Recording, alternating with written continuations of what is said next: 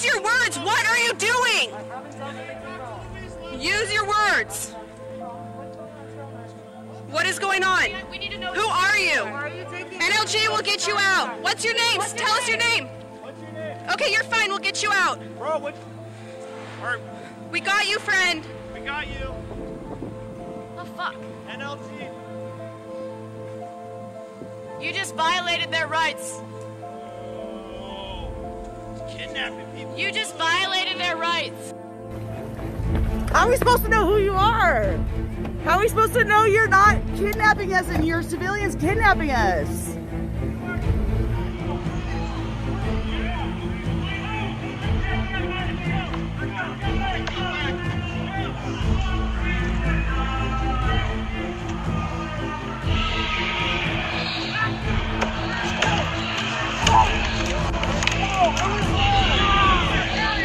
Get up, get up, get up.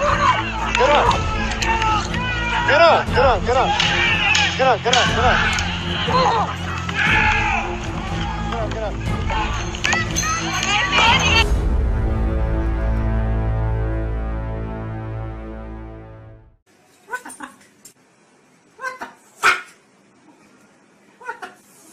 And I'd like to dedicate this one to Punks for Progress. Punks for Progress. This is for our comrades and Punks for Progress.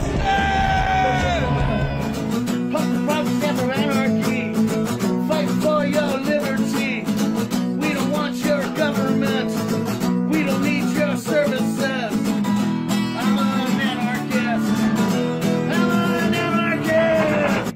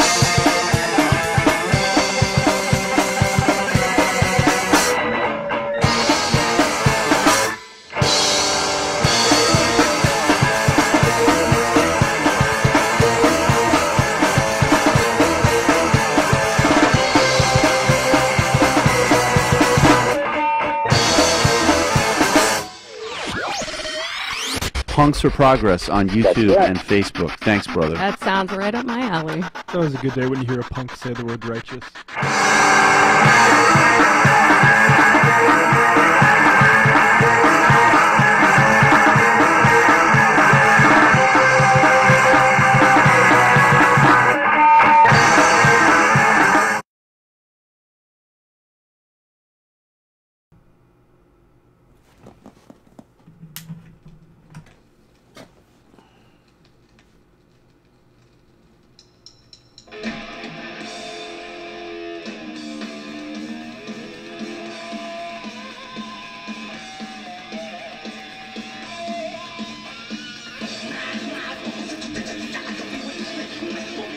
Hey fam, welcome to Punks for Progress.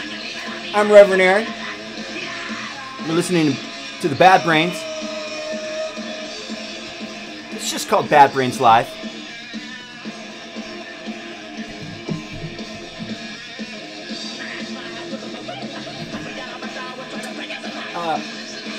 We're going to listen to some Bad Brains, and we're going to be taking a look at a new piece just published by The Intercept.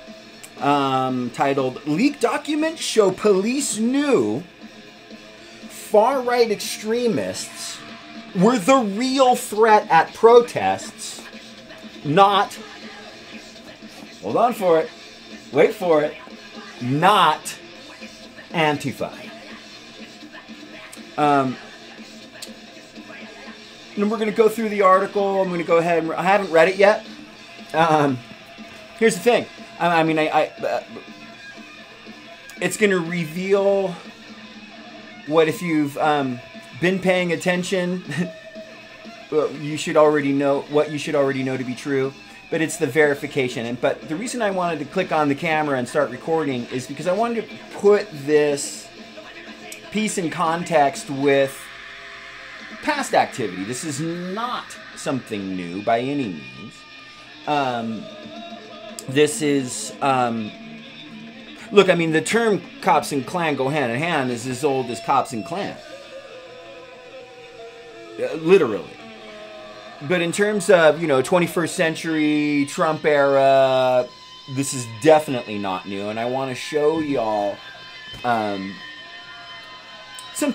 couple past pieces that sort of show that this is a direct, unbroken pattern. This is exactly how this works.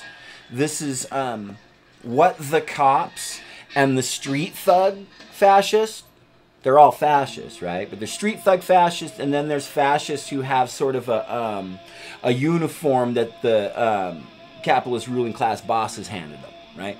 But they're the same thing, and they literally do work together on a routine basis.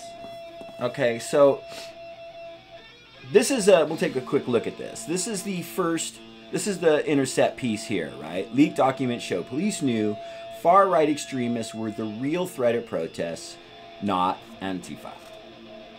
Now, I want to show you this here. So this is from 2019. And that's a fucking idiot scumbag, Joey Gibson from Patriot Prayer. Portland mayor calls for investigation of police over texts with right-wing organizer. This is about this scumbag, Officer Naya, who, Tiny Tosi, who was just rearrested or violated his probation because, first of all, he's on probation for doing violence to innocent people. And then he violated the terms of more than one term of his probation to travel to Chaz or Chop and commit violence against other leftists there. But Tiny also worked, he was very, very close with this guy Joey Gibson here, right? And who was the head of Patriot Prayer. You may not have heard of Patriot Prayer. These people may be new to you, which is good. But these were the alt-right fucking piece of shit de resistance of the last couple years that have all, since fallen by the wayside or been exposed for the scumbags that they are. But Tiny was tight with him, and what this Officer Naya was doing was letting Joey Gibson know ahead of time at rallies that were planned in Portland that you might want to let Tiny know that there's been a warrant issued for him, that he may want to either watch his ass or skip out this next rally. And I mean, I could read you the article. This is a New York Times piece, which I really wanted to find a piece that from a proper independent workers fucking source. And I'm not going to read this whole piece, but that's what this outlines, is this officer Jeffrey Naya. Where is he here? Lieutenant Naya here. The announcement came one day after Willamette Creek, a local newspaper, reported on the text messages that had been exchanged between Lieutenant Jeffrey Naya and the right-wing activist Joey Gibson. The police ultimately released a transcript of the text messages, which had been sent from May 2017 to October 2018. This is at the height, fam, of the clashes between the right and the anti-fascist communities across the country. This is all in the midst, in the build up to what happened in Charlottesville and in the aftermath of Charlottesville. And at this time, the vast majority of the public was really terrified of these scary Antifas in their black masks and their whatever. And what are they doing? What are they hiding if they wanted to? They must be the violent ones. And of course, these fascist fucks, these Patriot Prayers and Proud Boys and Identity Europas and these groups are labeling their detractors, which was us, as the real terrorists. And then they've got a Trump administration going, oh yeah, they're terrorists. Meanwhile, knowing that the people that the pigs are actually working with are literal terrorists who are going into public to commit violent terrorist acts, and the police are helping them. While your nightly news shows you the peaceful patriot rally that went violent when the Antifa showed up. Cops and Klan, man. But that's just one example. You know, read another group that's really, really excellent and has a long, fantastic history of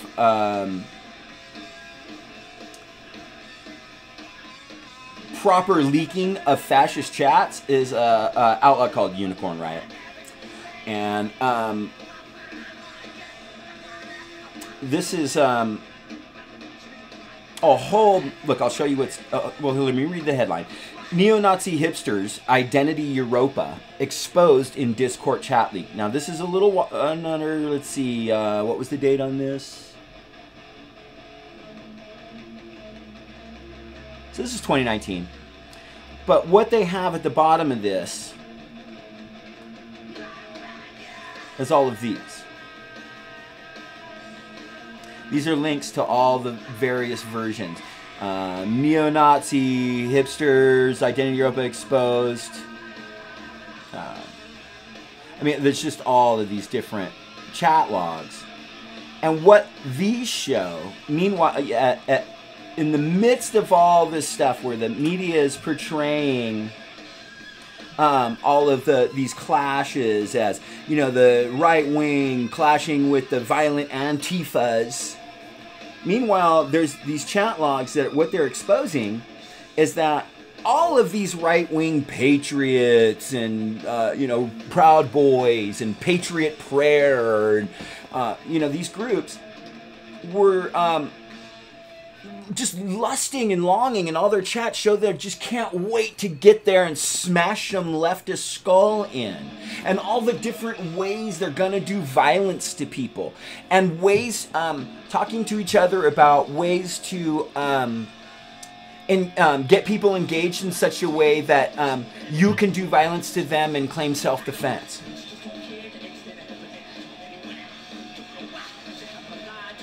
And for weeks leading up to that. So, I mean, I'd like to read a little bit of this Unicorn Riot piece. Just to give you a taste, you know. And keep in mind that you got officers in Portland literally giving intel to the heads of fascists in Portland. Identity Europa, these people, this motherfucker right here that's shown in cuffs, he, some of you may remember video of the comrade with the, dreads in Berkeley who gets sucker punched by a dude. That's the dude who sucker punched her. Or maybe them, they, them. I can't honestly remember. My apologies if I misgendered there. But yeah, and I was standing literally like 3 feet away when that happened. If you remember the video, you see like him hit her, and right behind her is this big cement pillar. I was literally on the other side of that cement pillar when this fucking asshole just walked up and just cold cocked a woman. It's just...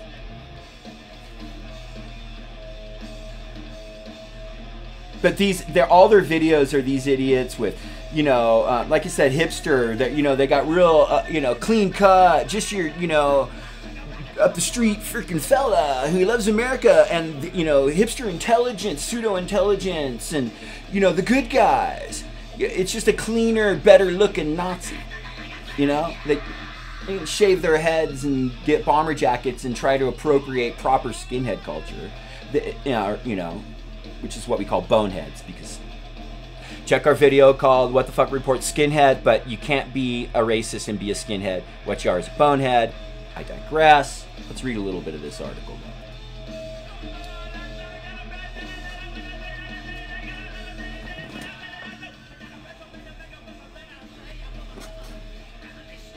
Unicorn Riot is releasing more than 77,000 messages from chat servers associated with Identity Europa. This is the first report in a series about this large US-based neo-Nazi organization. Newly leaked chat logs from the alt-right group Identity Europa show a continued dynamic of racism and fascism despite ongoing attempts to reform their public image following the deadly 2017 Unite the Right rally in Charlottesville. Content advisory, explicit racism, and anti-Semitism. Since the violence in Charlottesville turned much of society against the alt-right, Identity Europa, i.e. for short, has changed their strategy, focusing on presenting clean optics to the exclusion of most other considerations. The group today tries to present itself as entirely non-violent, with its public appearances carefully groomed by its young leader, Patrick Casey, a racist propagandist who makes his living producing media for the neo-Nazi YouTube channel Red Ice TV, which I believe is gone. If I remember correctly, that Red Ice TV is gone. I could be wrong about that. Founded in 2016 by Nathan Damago, leadership of Identity Europa was passed on Identity Europa passed on leadership to Elliot Klein, who used the alias Eli Mosley, who was disgraced upon being exposed as lying about his military service record, leaving Casey with the reins. While Identity Europa presents itself as identitarian and merely pro-white without advocating hate for other races, a look behind the curtain lays bare the group's basis in crudely watered down National Socialist ideology. Over 240,000 leaked messages from the main server shared over the chat platform Discord have been obtained by Unicorn Riot and published in full as part of our Discord Leaks platform. The leaked chats provide what is to date the most intensive look at the behind-the-scenes workings of Identity Europa, which is perhaps the most active fascist group in the United States today. Not so much anymore. But they just start other groups and take on new names, right? So while they may not be calling themselves Identity Europa, they may be calling themselves, they may be joining a group called Patriot Front now, which they are. Patriot Front, which used to be American Guard, which was originally a Klan Klaven. Fuck Patriot Front. Identity Europa's international communications further cement the evidence that they were widely involved with the deadly Unite the Right neo-Nazi rally in Charlottesville in 2017. And I want to make clear that, like, no, Identity Europa is not directly connected to American Guard, but it doesn't matter. Like, they're appealing to the same people, and the same type of people are doing what Christian Picciolini calls cult hopping. Cult hopping. You know, and that can get really complex, too, the way that their identity just shifts and they'll latch on to whatever, you know, far-right extremist ideology suits them in the moment. Some of them even frickin' embrace ISIS stuff, which you may find astounding and weird, but if you really look at it, I mean, the evangelical community in America is essentially like a, you know, American ISIS, right? American ISIS. Sorry. Anyway. Over 70 Discord usernames from Identity Europa's national Discord chat server were also present in the leaked planning chat for Unite the Right, including the group's current CEO, Patrick Casey, who posts on Discord as Reinhard Wolf. Fucking douche. Douche is his actual name. Identity Europa's chat logs also show that Florida resident and IE member Erica Alduino, who took a primary organizing role in the Unite the Right planning chats, was sending messages in the IE Discord chat server up until April 2018 and was involved in collecting funds from members. IE leadership and members were also present in other alt-right chats previously leaked by Unicorn Riot, such as Vibrant Diversity, which featured memes praising racist mass shooter Dylan Roof, and the Anticom chat, in which users shared PDFs of manuals for making explosives.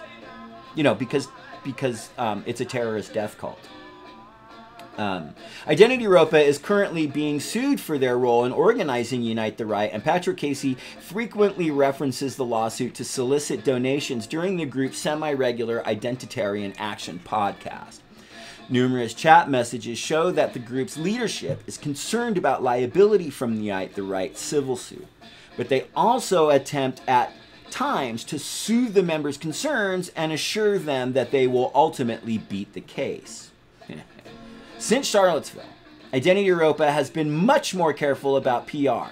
They now avoid working directly with any groups, focusing on flyering runs, banner drops, and flash mob protests that can quickly disperse before encountering any opposition. Their public image is carefully crafted as well, with rules even in place in their Discord server to try to keep their chats clean in order to avoid compromising leaks.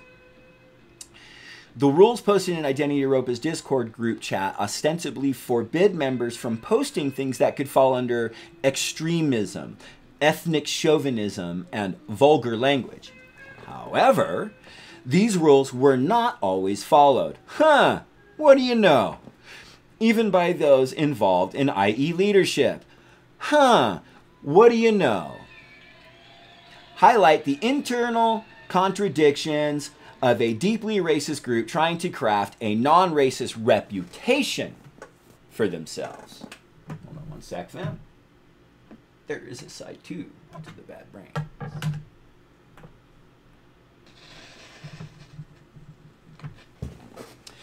For instance, in December 2018, Identity Europa Nitro Dubs posted a meme that appears to praise Charlottesville murderer James Alex Fields, promoting the debunked conspiracy theory that his car attack was carried out in self-defense. Identity Europa has avoided speaking out publicly in defense of Fields, who was given a recommended sentence of life plus 419 years in prison in his Virginia state trial in December 2018. Yeah, it's not too much more. So, and then we'll get, and we're going to go through the Intercept piece too, which I'm really looking forward to reading because I haven't read it yet. But again, I think this is important for context to show a pattern of behavior over time. So, anyway, another area where Identity Europa's basis in fascist and Nazi ideology portrays itself is their attitudes towards Jewish people. While the organization allows white people to be members, this does not include Jews, who Identity Europa considers to be non-white. Discord user Fasanima asked the group, quote, "Were you asked if you were of non-Semitic heritage during your interview?" "I was." CEO Patrick Casey, who used the Discord username Dahoosh, clarified that Jewish individuals cannot join IE, and we screen for this during the interview process. A search of Identity Europa's chat logs shows that members have mentioned the JQ, or Jewish question, over 150 times. The Jewish question is a clear example of the tension in Identity Europa seeking to work with the general public while also hiding some of their less PR-friendly views from non-members. While Identity Europa Discord user Josh M.O. said, "The JQ is unavoidable," others agreed with him but also cautioned against openly discussing hatred for Jews. JQ discussion is not meant for widespread normie discussion, wrote IE member Wood Ape. Jesus. Oklahoma, Minnesota. Jesus Christ, gross. In October 2018, in a similar discussion a month later, IE Discord user Sam Anderson discussed slowly leading potential recruits toward anti-Jewish bigotry, cautioning that introducing someone to the JQ needs to be done gradually. Leaked chats also show that at least one IE member referred to Jews as... I'm not saying. So listen, they understand that you can't just, you can't just come out the gate and bash someone over the head with, hey man, we're going out to do hardcore racist stuff and we're going to say the N-word a lot. And yeah, we're just going to go out and be unabashedly violent and racist. People wouldn't join. This was the attempt in the 80s and early 90s with the Nazi boneheads. They were like, hell yeah, we're all about it. We're going to Zeke Heil. We're going to wear swastikas. We're going to appropriate skinhead culture, which came from white British working class living with and harmonizing and being mates with black British Jamaican immigrant class, working class people, hence ska, rocksteady.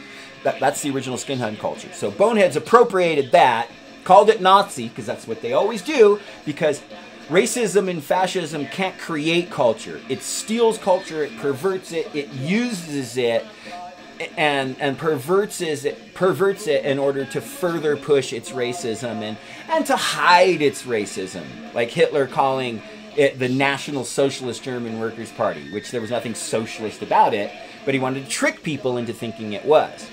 Which leads to people today acting like it's in the, you'll hear right-wing chuds, it's in the name. Hitler's actually the one that was a socialist, so Antifa are the real Nazis. I shit you not, this is the talking point. But it's all about, you gotta slowly get people in and win them over with stuff that looks like, oh yeah, we're on your side. And no, we're not racist, we hate racism. And then, 6 months later, you're going, oh yeah, the Jews, I'm gonna kill a liberal, and then that's the purpose. And I'm gonna go to the rally and bash me an Antifa. It doesn't start out that way. You know what I'm saying? I think you do, and I beleaguered the point enough.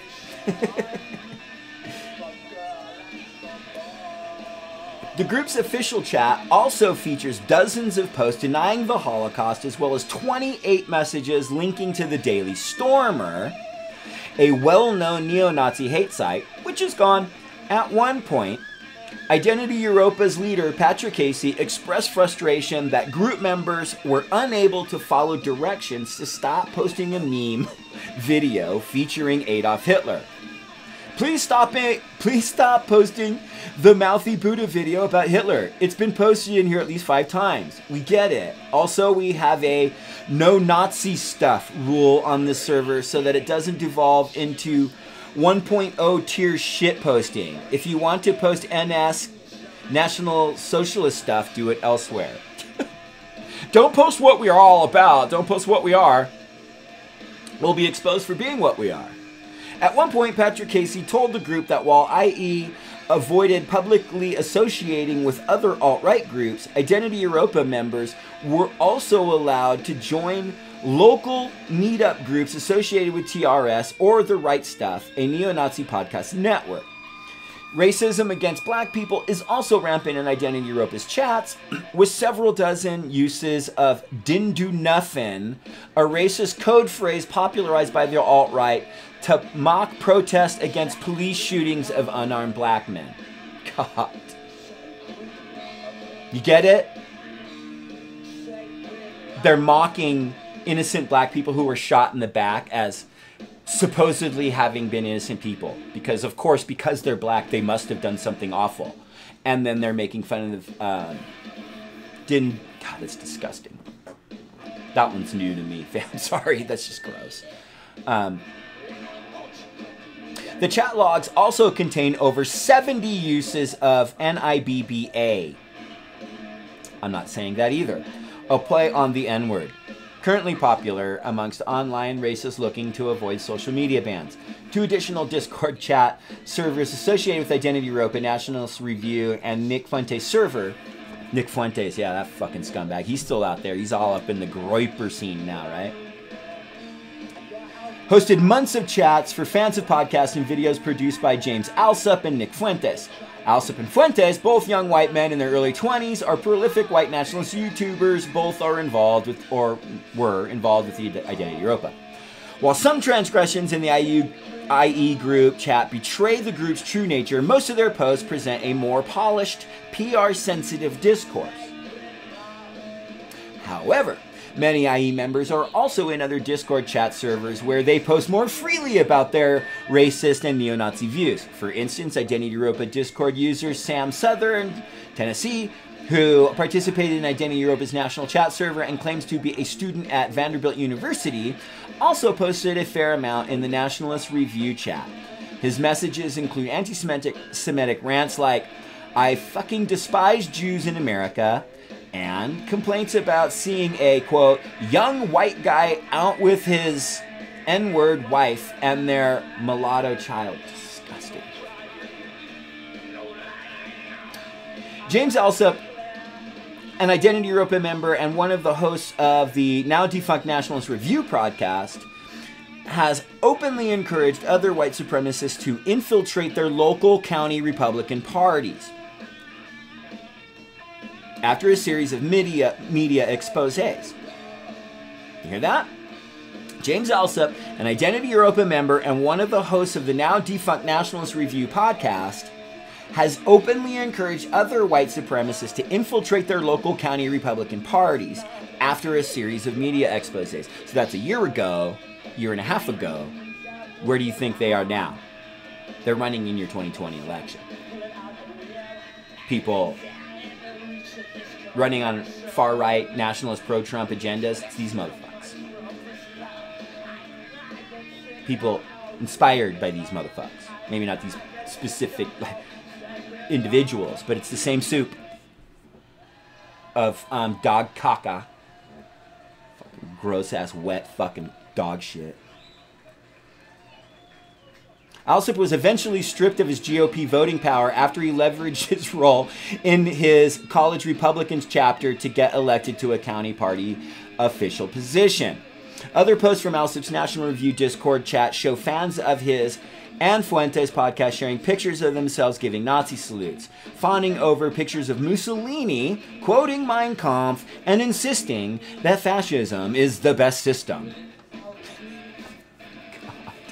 Other posts in the Nationalist Review chat mention The Day of the Rope, a reference to the Turner Diaries, a popular white supremacist fantasy novel credited with inspiring Oklahoma City bomber Timothy McVeigh. Other memes and messages posted by fans of Nationalist Review also praise James Alex Field's deadly car attack that killed Heather Heyer in Charlottesville. You see, it's an unbroken chain of behavior. It's the same shit, gets different names. They call it top, they jump from one group to the next group. Some people get discredited and they'll fucking, they're just as quick to cut them and Night of the Long Knives any of their own fucking Nazi comrades, as long as the racism and the perpetuation of the Western imperialist status quo, capitalist status quo chugs along. And they get to do violence and bash some fucking leftist head. You know? Nick Fuentes' Discord chat also featured messages comparing black people to monkeys, images of the hippie merchant, an old anti-Semitic trope. I'm sorry, the happy merchant, which is such a gross image, as well as a meme celebrating Parkland High School shooter Nicholas Cruz. Fuentes, mostly known for his alt-right YouTube show America First, recently spoke alongside Identity Europa leader Patrick Casey at a gathering for white supremacists banned from attending the Conservative Political Action Conference, CPAC. Perhaps the most concise summary of Identity Europa's racist ideology comes from a group member who claims to have been involved in leadership, but deleted their Discord account after we obtained the chat logs. The nameless Identity Europa leader suggested rebranding the group with a different name, since in his opinion, it was entirely fair for observers to link IE to hardcore neo-Nazi racism and violence. Quote, "There are things we want to move away from. A new org would provide some distance from our founder, Nathan Damago. He's a great man who put his mark on the universe." God. Wow. And I think we all understand the nuance of his situation. Nuance? He got exposed for being a racist piece of shit. But let's call it what it is. He's a racist piece of shit. There, I did. A felon convicted of a hate crime who became aware of white identity via a book by former KK Grand Wizard David Duke. Right now, they can directly tie us to David Duke and a leader who glorified killing minorities and the Nazification of America. They don't even have to lie. That's right, we don't. But they do. They have to say things like Antifa are the real fascists. And you know, the KKK, Democrats are actually the party of the KKK. These kind of fucking ridiculous talking points. Which, just for the record, and that's in an article, but just for the record, you know, originally, at the time of the birth of the Klan, the Democrats were the conservative, far-right, terrorist party and the party of the Klan. And then in the soup of the attempt at the Equal Rights Amendment and after the Johnson's signing of the Civil Rights Bill, there's all the fucking racists in the Klan and shit left the Democratic Party and went right over into the Republican Party. It's been that way ever since. And then, you know, Nixon goes full bore on the Southern strategy where, you know, he connects the black community to heroin and the anti-war community to marijuana, heavily criminalizes both drugs and contributes to, you know, under the Clinton administration becomes, you know, the carceral state, the mass incarceration thing, which could never have happened if the police weren't originally and always a slave patrol to begin with, which brings us to the 13th Amendment exception clause. Okay, we're talking timelines here, fam, right? We're talking about how the intercept piece, which I'm just about to get to, it does not pop out or exist in a vacuum. What intercept is going to show in this article is the latest manifestation, the latest proof of this unbroken chain of systemic racism and hatred and right-wing terrorist violence. But at the signing of the 13th Amendment, 13th and 14th Amendments are supposed to be what, you know, ended slavery. But what the 13th Amendment says is, slavery shall be abolished in the United States unless duly convicted of a crime. So, the slave patrols, which were also commonly referred to as militias, militia and slave patrol were interchangeable terms. They're exactly the same thing. The militias, for all you Second Amendment people, the well-regulated militia was about slave patrols. If slaves had escaped plantations, they needed people to be armed so that they could go and, sorry, not slaves, enslaved people had escaped the bonds of their disgusting plantation-owning, people-owning motherfuckers. They could rally the community together to grab their rifle and go out and capture these people and then return them to their enslavement. And at the time of the signing of the 13th Amendment, these militias, these slave patrols, they got badges and matching uniforms and became the police. And what they did was, went about the business of patrolling black neighborhoods and black areas and just neighborhoods, finding black people who may or may not have spit on the ground, may or may not have looked at a white woman while operating an elevator.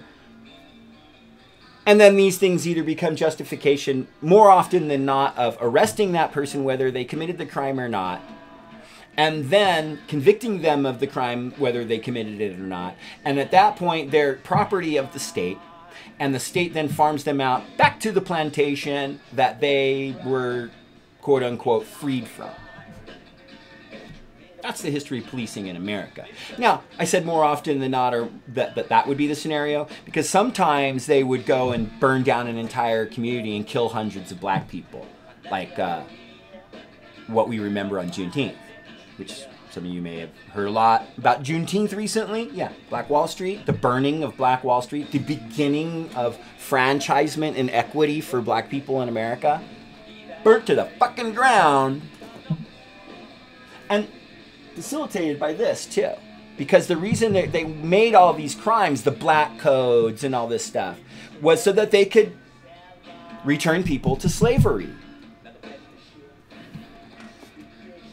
And throughout that history, like I said, you know, it's an unbroken thing. And after the signing of the, you know, Civil Rights Bill, we get forward to now, you get to the 80s, you get to Reagan and that kind of stuff. After Nixon's Southern strategy, which I mentioned, you get into the Reagan era where they flood the black communities with cocaine. And, you know, the Iran-Contra affair and all this shit. But it's about, again, maintaining this boot over black and brown people. And once Clinton comes in on the heels of that, he kicks in the police state, which Biden and Clinton were super heavily involved in. Okay? Slavery. State owning people. You don't get to individually own black and brown people anymore. The state is who now owns them. That was the switch from this over here. And the more and more we learn about all of this, the more and more exposed it becomes, the more people are buying into it. And so now, what racism has to pretend it's not racism. Bigotry has to pretend it's not bigotry. Terrorists have to pretend they're not terrorists, and not only that, go the extra step. They have to accuse anyone that would expose their terrorism as being the real terrorists. Okay? And that's what brings us to the intercept piece. Right? I really thought that I would get through this entire video in the length of the Bad Brains record, but I don't regret going a little long and taking the time to explore that.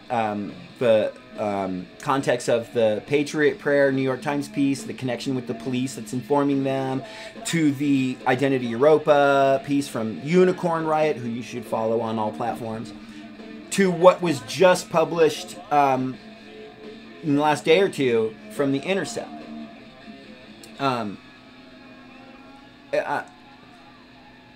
Definitely, I wanted to show, I think we've done a good job of building it up to show that, again, like I said earlier, that this Intercept piece doesn't just pop up and exist in a vacuum. It's part of an unbroken chain. It's part of the way the fashion, the racist and systemic racism and systemic hate and violence has to fucking constantly morph itself and constantly react to the contemporary culture and the way the working class is, the things that the working class are contending with, so that they can manipulate them into supporting the racist and fascist cause. Manipulate and trick the workers into supporting things that are against their own interest. And I thought I could do all that build up in about the time it would take me to do side 1 of Bad Brains, and then we would do side 2 of Bad Brains while I did The Intercept, which means I probably need to pick another record is kind of what I'm getting at. And I'm thinking really that the Selector would be an excellent choice, which I have right over here.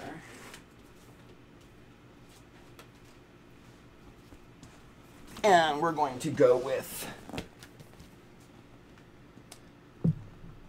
Celebrate the Bullet. And then we'll get in and start reading this here Intercept piece.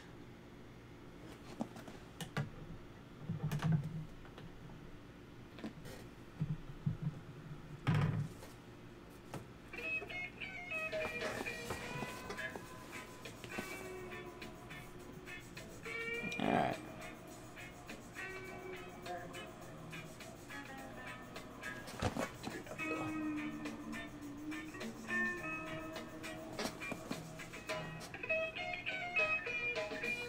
Celebrate the bullet. All right, here we go. As protest against police violence spread to every state in the U.S. and dramatic images flooded in from cities across the country, President Donald Trump and his Attorney General spun an ominous story of opportunistic leftists exploiting a national trauma to sow chaos and disorder. what would they call that?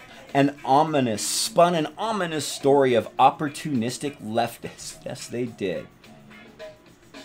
They were the anti-fascists known as Antifa, or as the Chuds call it, Antifa. And according to the administration, they were domestic terrorists who would be policed accordingly. Which just meant we got trolled hard and threatened and attacked a lot by right-wing fucking Chuds. And they drove over, like 50 of them drove over protesters with their cars during the Floyd uprisings. Or maybe last I count, I heard 60. But while the White House beat the drum for a crackdown on a leaderless movement on the left, law enforcement officers across the country were sharing detailed reports of far-right extremists seeking to attack the protesters and police during the country's historic demonstrations, a trove of newly leaked documents reveals.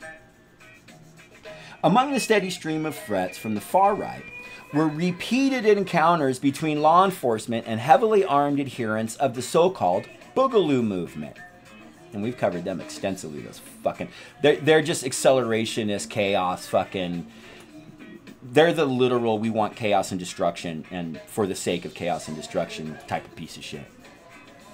Which welcomes an armed confrontation with cops as means to trigger civil war, with much of the U.S. policing apparatus on the hunt for Antifa instigators.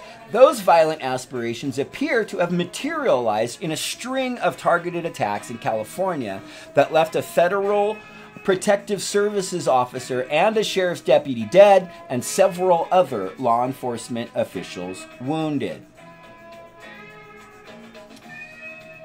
People who did that were connected with the Order of Nine Angles, just some fake-ass Satanist group, just yet another way, another form of racism to repackage itself and lie to a different community. And in this case, they want to lie to the Satanist community. And we did a full video on the Order of Nine Angles, the Base, which is an offshoot of Atomwaffen, and all that on our channel. And it's called The Base, Atomwaffen, the Base, and the Order of Nine Angles. It's on our YouTube channel. Please check it out. Anyway, the cache of law enforcement materials was recently hacked and posted online under the title Blue Leaks, providing an unprecedented look at the communications between state, local, and federal law enforcement in the face of the nationwide protest. In an analysis of nearly 300 documents that reference Antifa, The Intercept found repeated instances of Antifa and left-wing protesting activities cast in cartoonishly grim terms, alongside more substantive reports of lethal right-wing violence and threats that have received scant mention from top Trump administration officials. Throughout the documents, you see counterterrorism agencies using extremism so broadly as to mean virtually anything that encompasses dissent. Hina Shamsi, director of the ACLU's National Security Project, told The Intercept, "These are instances in which people engaging in white supremacist violence get the benefit of the doubt as potential lone offenders, while people of color and those who dissent against government injustice are smeared as threats with guilt by association." Take a drink real quick.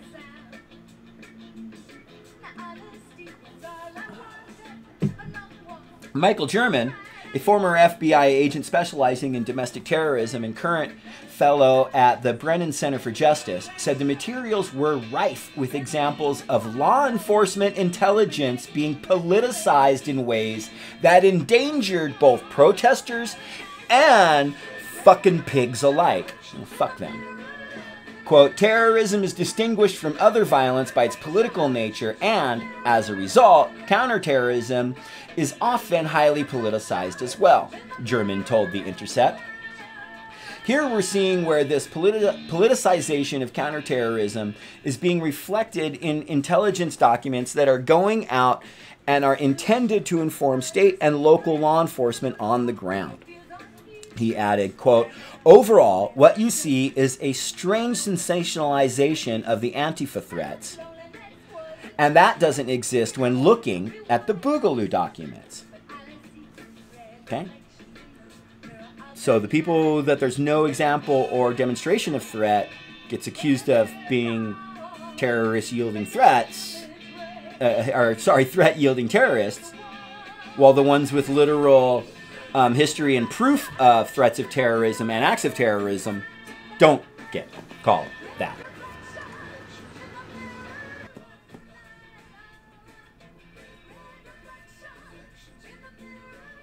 German argued that the impulse to point out sides of the political spectrum with the same brush. German argued that the impulse to paint both sides of the political spectrum with the same brush, despite the fact that only the far right is actively killing people,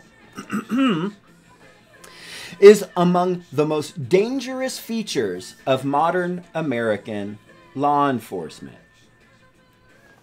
Yeah, let's read that line one more time.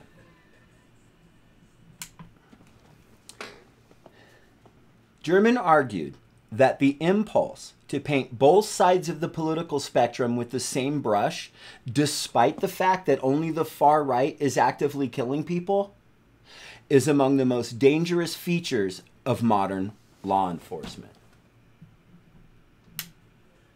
Listen up.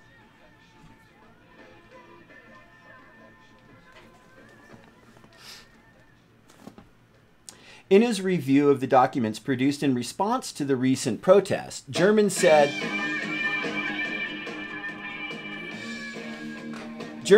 purported threats from Antifa were routinely overblown, often framed vandalism as terrorism. You hear that? German said purported threats from Antifa were routinely overblown, often framed vandalism as terrorism, and were typically absent of concrete evidence of serious criminal activity. It's chatter. Its intelligence reporting suggests, he said, on June 2nd, for example, the Department of Homeland Security circulated a tweet to law enforcement agencies across the country reporting that Antifa was stashing bricks to, quote-unquote, fuel protests. I remember that. The intelligence made its way to a law enforcement fusion center in Maine. Last week, Mainer magazine tracked down the original source of the tweet, a far-right pro-Trump biker who goes by the name The Wolfman. Jesus, these fucking douchebags, man. Who claimed that Facebook kept deleting his brick planting evidence because they are BLM protesters. Even if Antifa were staging bricks, German said, you have these heavily armed groups right there who have a much more direct and lengthy history of violence than anything Antifa or anarchist involved does. Unlike the information circulated about Antifa, much of the intelligence reporting in the Blue Leaks documents regarding threats from the far right is tightly focused on specific events, German noted. That's the way it should be, he said. Far-right extremists have been targeting and killing law enforcement, not to mention members of the general public, for generations, German explained. And in fact, the government's own documents show that those ideas were percolating in extremist corners of the right at the same time that Trump and U.S. Attorney General William Barr were preparing to crack down on the left. This is how fascism works, fam. While Antifa has been a right-wing boogeyman for years, the administration's rhetoric ramped up in late May. The administration's rhetoric ramped up in late May, with Trump tweeting that he would designate the movement as a terrorist organization. Barr followed the tweet with a Department of Justice statement reporting that federal investigators would work to identify criminal organizers and instigators who were hijacking the protests and warning that the violence instigated and carried out by Antifa and other similar groups in connection with the rioting is domestic terrorism and will be treated accordingly. Right? You heard this not just in right-wing circles, not just in fash media, not just Fox and One American News Network and Breitbart. You heard this on your NPRs and your MSNBCs and your CNNs as well.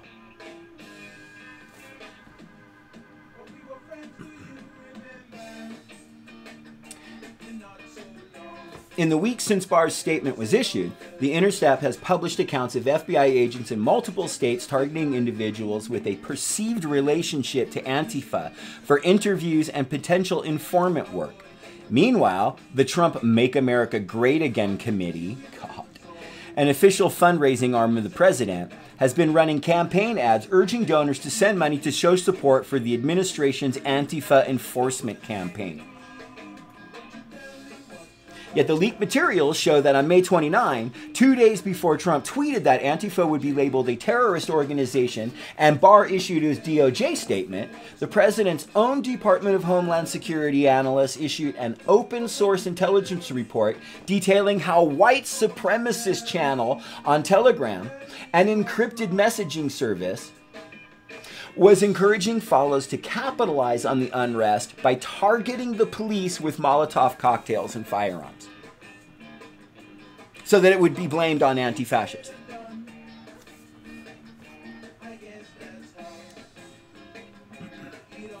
The use of firearms greatly influences the scale and intensity of these events. A source in the group titled National Accelerationist Revival. Accelerationist means let's bring on the chaos. Let's bring the end of destruction. Let's take anything we can and turn it into just what they accuse Antifa of being. You know, we just want to destroy America and destroy humanity and society. That's actually what these right-wingers want to do. That's why they accuse their detractors of it. Because it diverts your attention away from the fact that it's them that's actually doing it. It's a very brilliant propaganda strategy that stretches back to that fucking cat that goes by Machiavelli.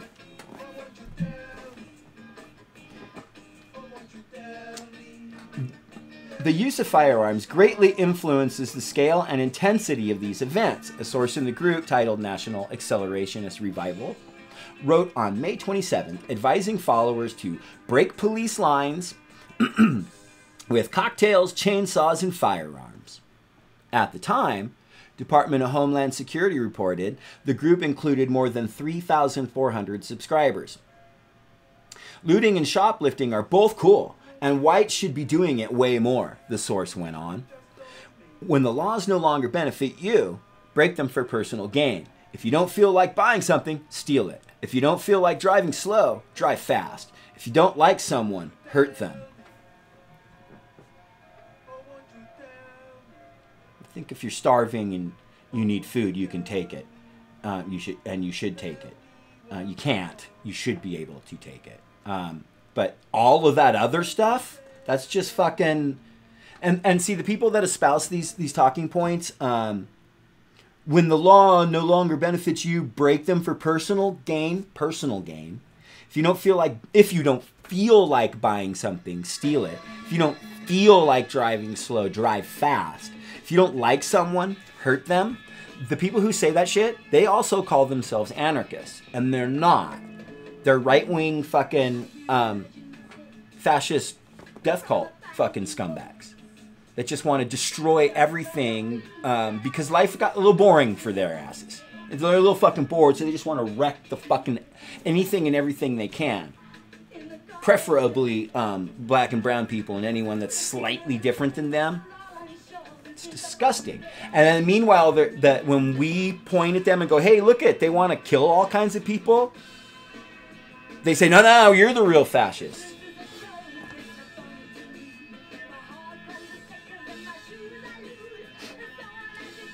We ought to revel in the destruction of the police.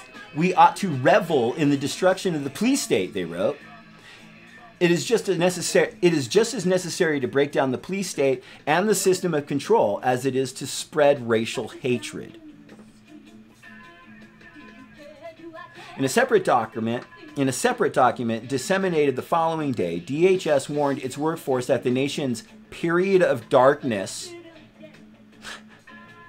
would soon worsen as violent protest movements grew. And their answer was to fucking demonize the people who were saying the same thing. We were out there going, look, man, this is going to get dark as fuck. And DHS knew it. We knew DHS knew it. Do you feel what I'm telling you right now? They demonized us for saying that this was coming. When they knew it was coming. When they knew we were right.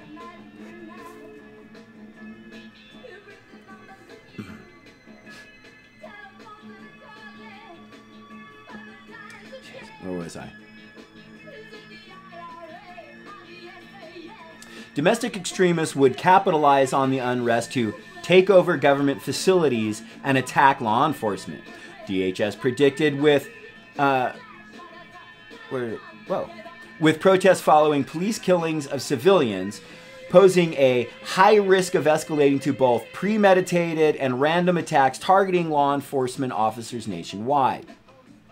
The document went on to describe how users of a white supremacist extremist Telegram channel attempted to incite followers to engage in violence and start the boogaloo, a term used by some violent extremists to refer to the start of a second civil war by shooting in a crowd. Among the developments cited in the bulletin was the May 29 assassination of a federal court security guard in Oakland.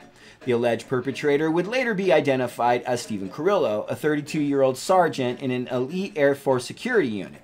According to authorities, Carrillo would go on to ambush and kill a sheriff's deputy and wound several others in a second targeted attack days later. This is the dude with the ONA that I was talking about, Order in 9 Angles. In court filings last month, the FBI reported that the airman had a ballistics vest bearing a boogaloo patch.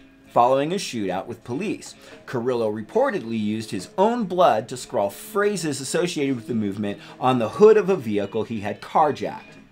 In the run-up to the initial attack, federal authorities said Carrillo made several comments in a Facebook group with his accused accomplices, arguing that the protests were an ideal opportunity to kill law enforcement, whom he referred to as soup boys, a reference to the alphabet soup of law enforcement titles, a kickoff of a broader nationwide conflagration.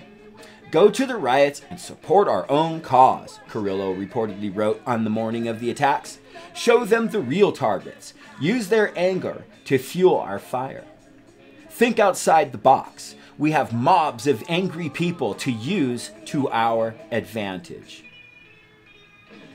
At approximately 9:44 p.m., Carrillo and his accused partner, Robert Alvin Justice Jr., rolled up in a white van outside the Ronald V. Dellins Federal Building. The side door of the vehicle slid open and Carrillo opened fire. 53-year-old David Patrick Underwood was shot dead. His partner was wounded. Did you see how they fucking fell? Justice would later recall Carrillo exclaiming as the van took off into the night.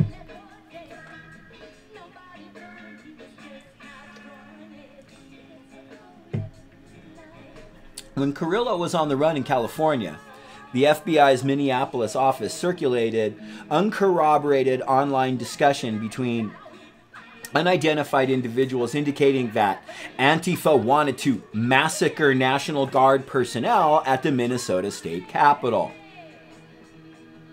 In an unprecedented vehicle-borne explosive attack. That's right. That's purposeful. It wasn't an accident that it was mistaken as an anti-fascist type of action, though anti-fascists would never do that. That's what he intended it, and Department of Homeland Security understands that.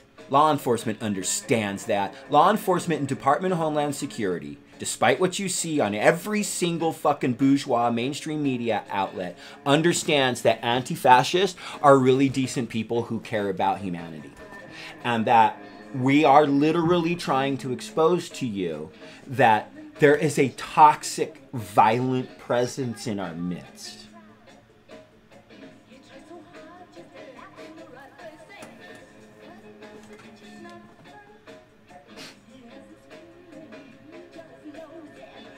But they allow the media to spew that shit anyway and demonize us. I wonder why that is. Why would the Department of Homeland Security, why would law enforcement not go to all these media outlets, even though they know this shit, and say, hey, no, you got it wrong. That's not what's going on. It's actually these other right-wing white supremacist people over here. It's these boogaloos. It's these identity Europas. It's these fucking Proud Boys. It's Patriot Prayer. Why is it that they wouldn't correct the media? Because these people are clearly posing a threat to the broader society. They're not just posing a threat to Antifa. Because you got to understand. Let me get this real super clear for you. When they say Antifa, all of these fucking Boogaloo Boys and Identity Europa, militia people, Proud Boys, they think that anyone who supports Nancy Pelosi is the Antifas. Okay? A communist, anarchist, socialist, progressive, liberal, you haphazardly voted for Obama, they think you're the Antifa. Okay? You don't just have to have a beanie that says it. Like, and let's be clear, like, I think that the Democratic Party is awash in pro-capitalist, imperialist garbage, and they have far more in common with the fascists than I do, and far more for my fucking liking, okay? So let's be clear. Fuck all them Nancy Pelosi, Biden, Clinton family motherfuckers, okay? Fuck all of them scumbags. We ain't in alignment. We don't have the same interest in mind. They're pro-capitalist scum of the worst kind. But they don't care if you just happen to fucking watch Rachel Maddow and you happen to haphazardly like Rachel Maddow. You're the Antifa that they're coming after. If you're in support of BLM and you're white, you're the Antifa. And if you're wearing a mask, this is where it's gotten to, fam. If you're wearing a mask, you're the Antifa. Or you're the boogeyman or whatever. It's just one of their catchphrase boogeyman things. Marxists, communists. BLM just means terrorist to these people. And they have been convinced that it's true that if you say BLM that you're a brainwashed terrorist. All the things that they are and that they do, that they're engaged in, that they believe and that they want, what this piece from The Intercept is showing, they are accusing us of. Again, this is Machiavellian 101. But I think I've said enough on that. Let's go back to it.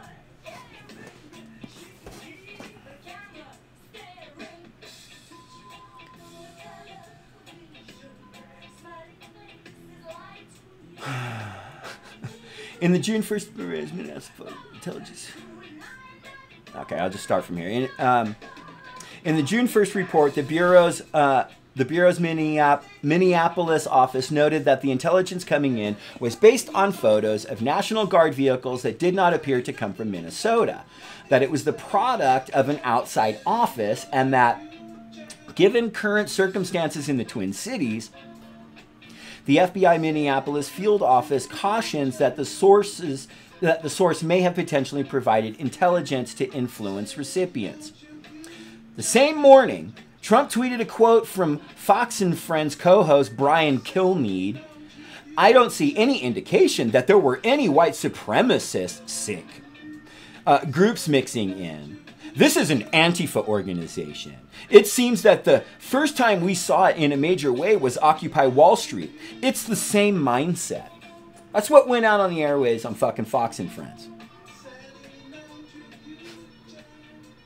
About a right-wing dude that murdered cops so that he could bring the end to fucking civilization and a race war. The president endorsed Kilmeade's assessment, writing in all caps, "True!"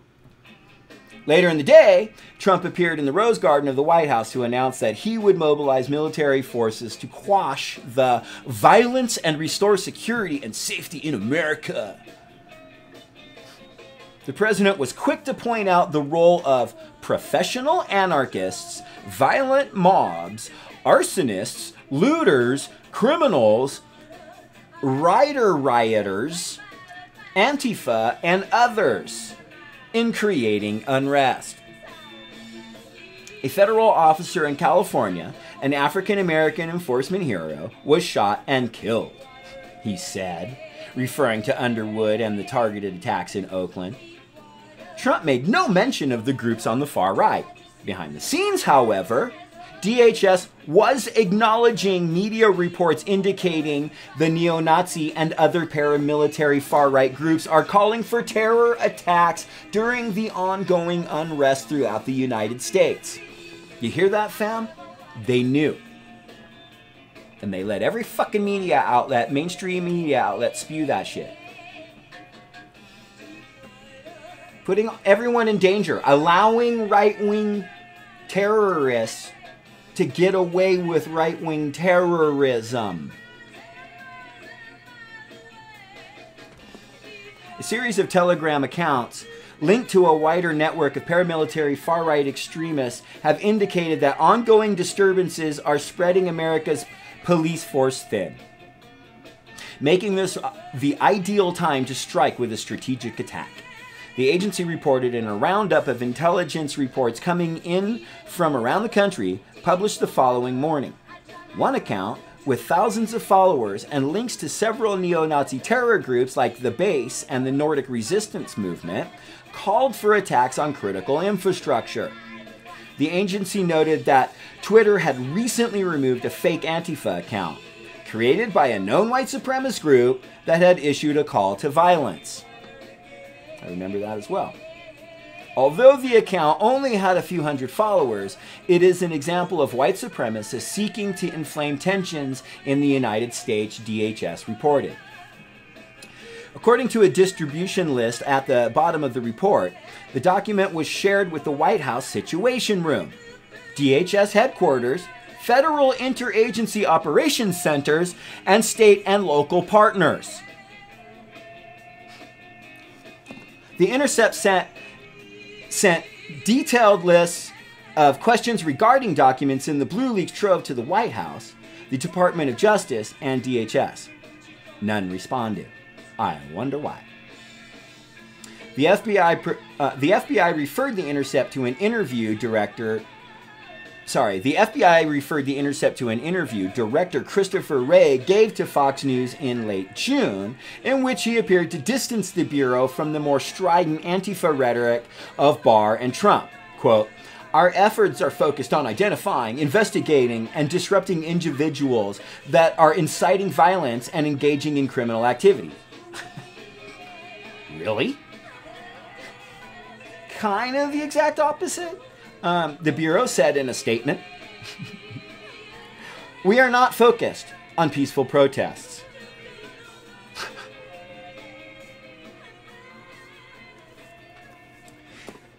An Antifa obsession. Here we go. Despite the apparent stream of intelligence indicating that the far right was looking to use the protests as cover to attack law enforcement and create disorder, the FBI by June 2nd was still uncertain whether the attack in Oakland was linked to the demonstrations. At this time, the FBI is unable to determine if this incident is related to the civil unrest in the Oakland area. The Bureau noted in a lengthy situation report, Carrillo's arrest was still 4 days away.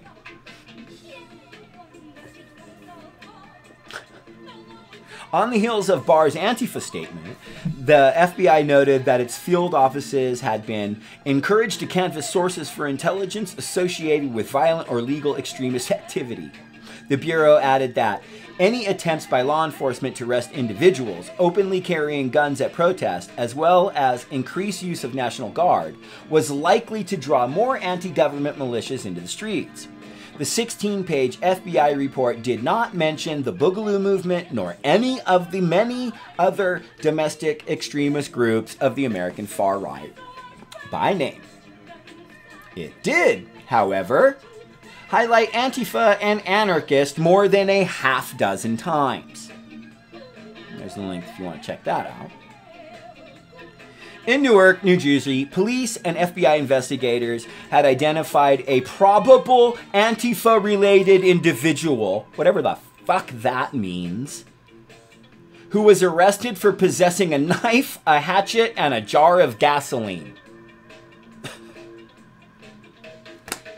And if that even exists, first of all, I doubt that this person with a knife, hatchet, and a jar of gasoline exists.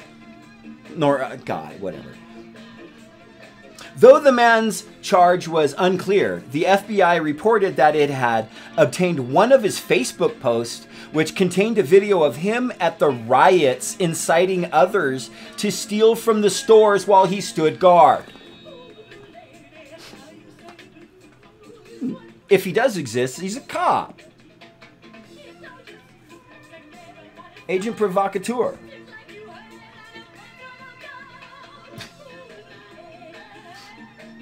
Inciting riot. At the riots. The peaceful protests that cops unleashed violence on all across the country. And then called a riot. Then called violent. When it was them that unleashed the violence on people. And in a couple of rare cases, a window or two got broken. And then they used that as the excuse to unleash violence on peaceful protesters all across the country. And used that to label every single one of these peaceful protests as riots. Is it those riots that they're talking about? Oh, okay, gotcha. Okay, those riots. Okay. Yeah.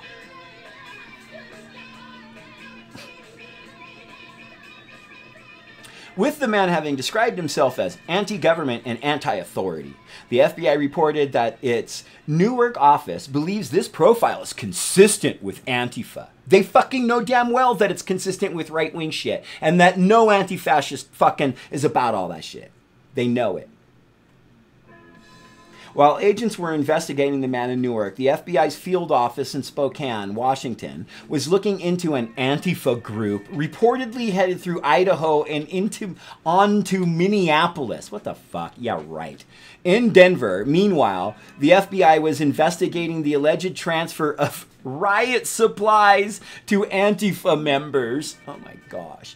And in Philadelphia, this gotta be good. Authorities were attempting to confirm if any of the individuals arrested by Philadelphia Police Department have Antifa affiliations. We did a report, and Philly report, speaking of Philadelphia, of a case where a bunch of fucking Proud Boys went to a woman who lives by a single woman, single mother, like 5 or 6 of them, with guns in the middle of the night to threaten and terrorize her to her home. Because they didn't like her Antifa fucking politics. Yeah, but, they found, what was it? That were in keeping? Have Antifa affiliations? What the fuck does that mean? You can't be affiliated with affiliations with, you're either for fascism or you're not. Affiliations. And the cops know this shit. That's what this letter's proving.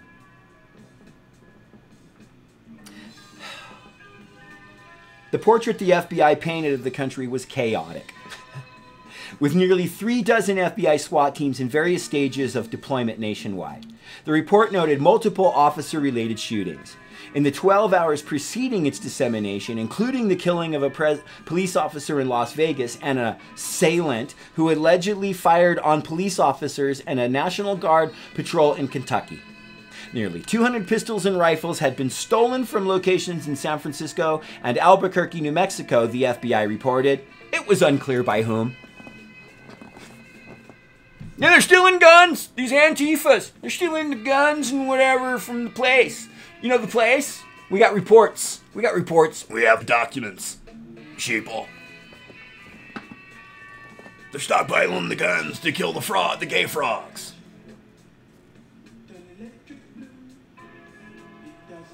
Right-wing media is fascist state media. Fox, One American News Network, Alex Jones, and they're going to come and go. Different names are going to come and go.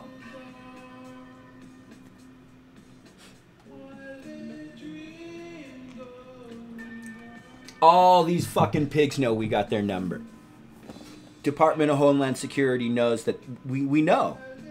And that's why they're demonizing us. Because if we're able to let the rest of humanity know, if we're able to get their attention and they start to figure it all out, which they are, and it's their own actions, it's not us letting them know. We've been screaming at the wall for fucking since capitalism's been around.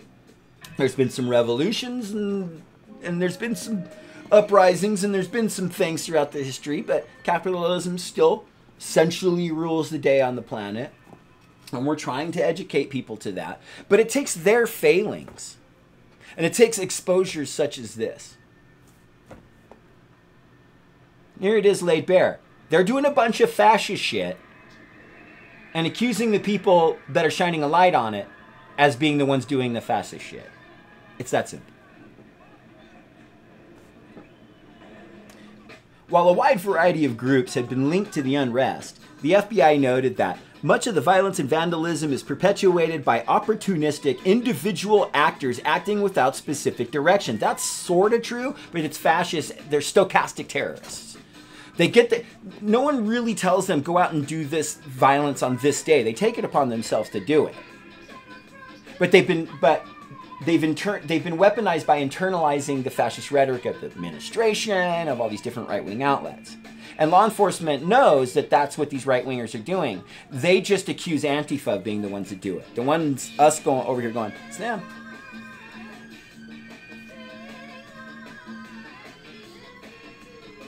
Nonetheless, the Bureau would continue to aggressively seek to corroborate whether or not there is in fact an organized effort to incite violence by either known criminal groups or domestic violent extremists, which apparently included running down uncorroborated intelligence about alleged participation of Venezuelan and Nicaraguan socialist groups. That's how deep they go with these fucking lies. According to the report, with more than 4,000 arrests across the country, the FBI had tagged nearly 200 incidents as riot-related threats and was in the process of investigating 40 cases associated with violent protests. With Trump hyping Antifa hysteria in Washington, D.C., reports of lurking leftists began cropping around the country. In Colorado, a Denver resident reported that they had followed a suspicious person into their apartment complex who looked to be attempting to set the building on fire. Fairly certain he was a member of an Antifa-like group, the resident wrote, adding that there were 2 Antifa safe houses on our block. What the fucking Antifa safe houses? God. I know this because they have been walking past our house telling us they can offer shelter, food, supplies, etc. Also, they have been hiding on our stoop when SWAT drives by, and they keep discussing their plans and where they are going. They have a central phone number. God, what the fuck? They are calling to get updates and where they need to go to, the resident said. Oh, there you have it. There you have it. And that also proves that Soros paid for all of it. But I mean, this is what this is what the fucking, that's the type of evidence that they've had all along. That people, I've never heard this story, this specific story. But that's always the type of flimsy evidence. You know, they found guns at a place. Antifa. Oh, Antifa guns at a place. Oh, safe house. They've been walking by talking about, first of all, doing a bunch of cool ass shit at the beginning, offering shelter and food and supplies. Oh, I'm terrible.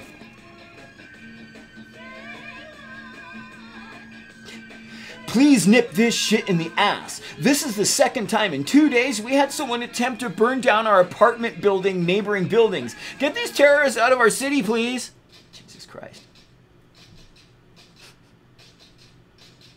The Colorado Information Analysis Center, a law enforcement fusion center, listed the type of activity described in the complaint as terrorism. CIAC did not respond to a request for comment for this story. I wonder why. Because they knowingly fucking lied in their original fucking termination.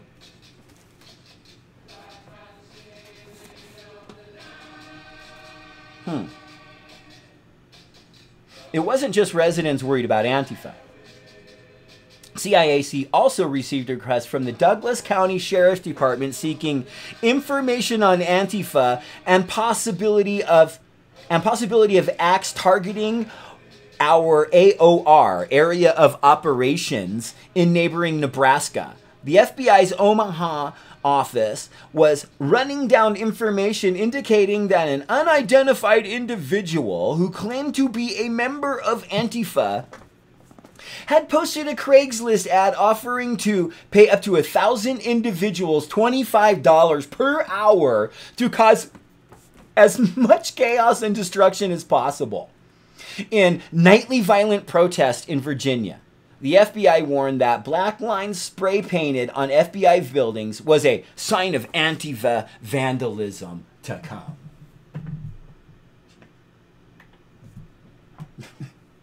$25 per hour to 1,000 individuals.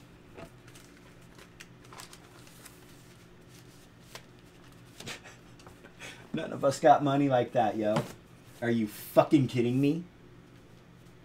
That's ridiculous to think that there's money. And that's, in this situation, I'm going to venture to say that this cop probably is, you have cops that either know it's bullshit that Antifa are terrorists, or there's cops that have bought into the hype because they learn everything they know from Fox News and whatever, and they haven't caught they don't know that they're upholding fascism and racism. They just happen to be racist as fuck. And so, you know, anti-Antifa rhetoric makes their ears feel good. Let me go ahead and this is the targets. Unity Beat. 1983, fam. Love that scooter on there. Anyway.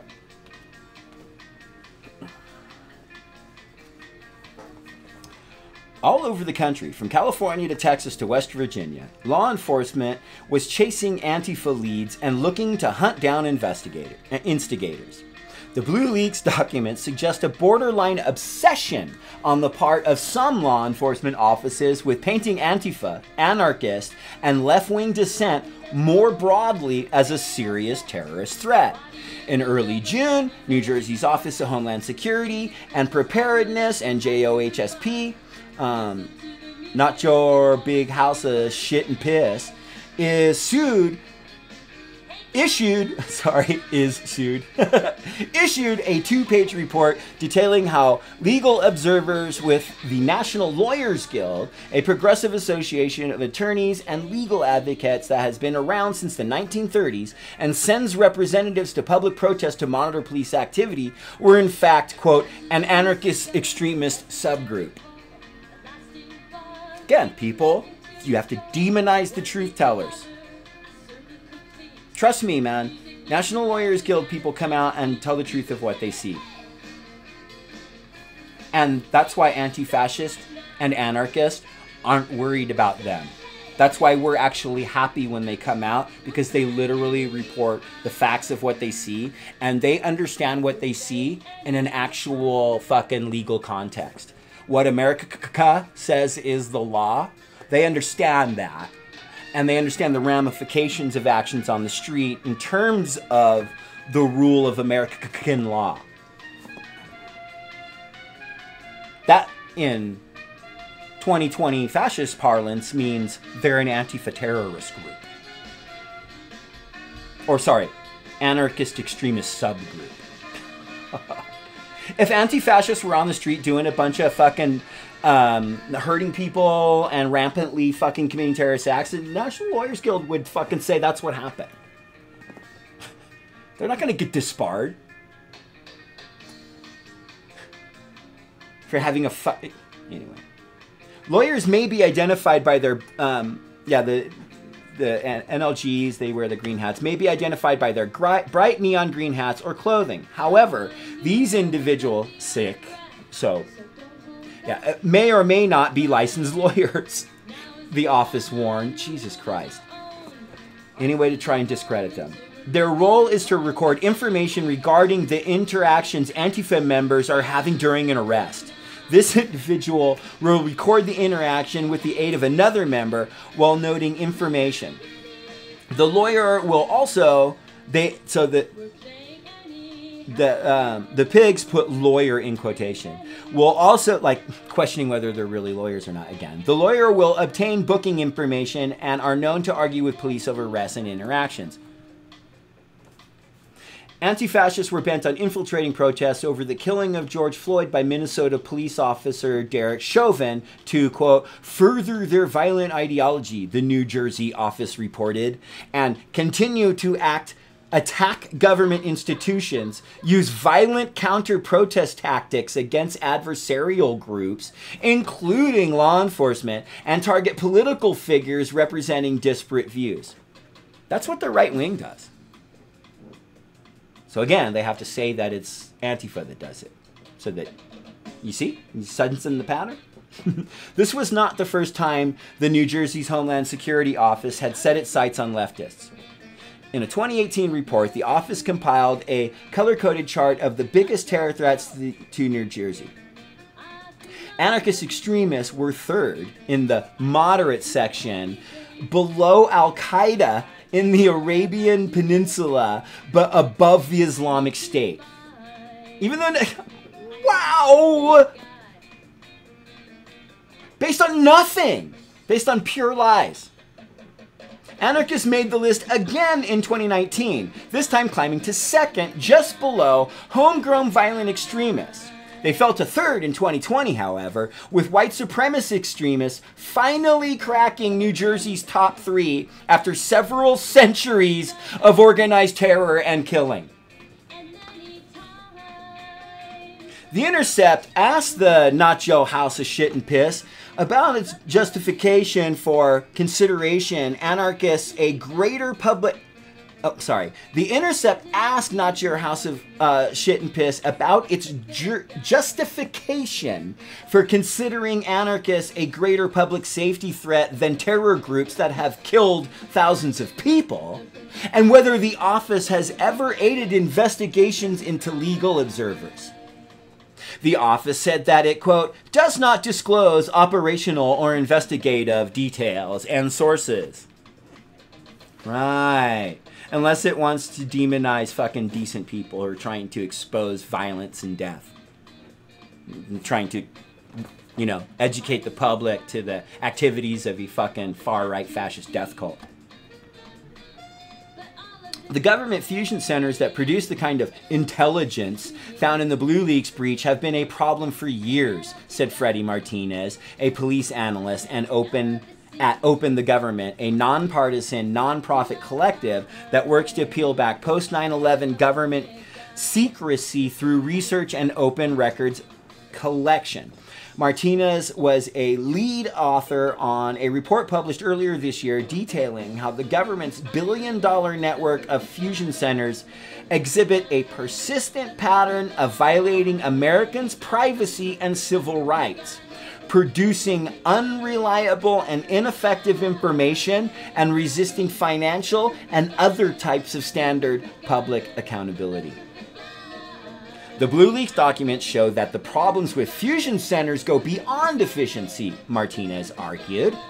It would be easy to say that the information is inaccurate, wrong, costly, which I think is true, but it also sort of describes what the priorities of the federal government are on counterterrorism, he said. The government is aware of what they're doing. System works, just not for us. It's a very intentional, well, we're just going to criminalize dissent any way we can. Let me read that again. It's a very intentional, well, we're just going to criminalize dissent any way we can. German, the former FBI agent, described how sensationalized, incomplete, or biased fusion center reporting can have a dangerous impact on the ground, particularly in complex, emotionally charged protest situations. I always try to read these and put myself in the shoes of a young police officer that doesn't know anything about this subject, he said. All this tells me to do is be very afraid of these people and imagine the worst of anything that they can do. You can kind of understand why their response is so aggressive and violent, he said. They're scared to death. And they're scared to death because there's this echo chamber of right-wing media, White House statements, and, unfortunately, law enforcement intelligence. Identifying the enemy.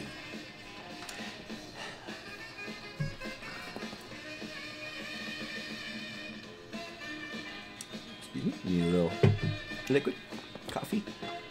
As law enforcement worked to find cases that would support the Attorney General's portrait of a looming Antifa menace, evidence mounted in late May and early June of right-wing extremists amassing weapons, plotting terror attacks, and killing law enforcement officials. In Denver, CAIC reported a police seizure of several military-style assault rifles from a vehicle occupied by a group of self-identified anti-government individuals who call themselves Boogaloo Boys, near a protest on May 29.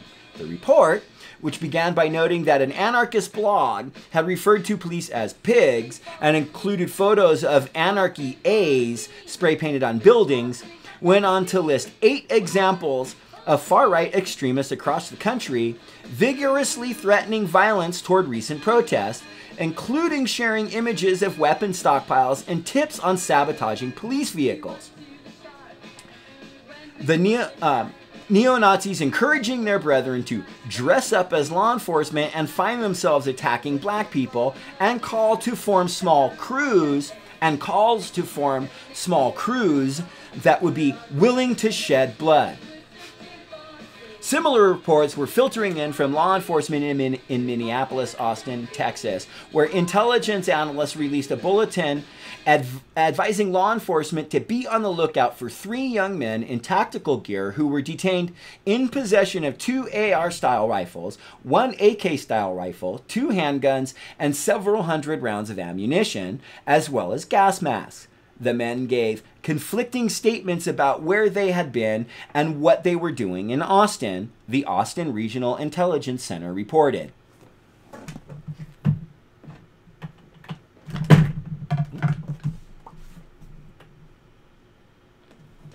It's a 6-song EP, fam.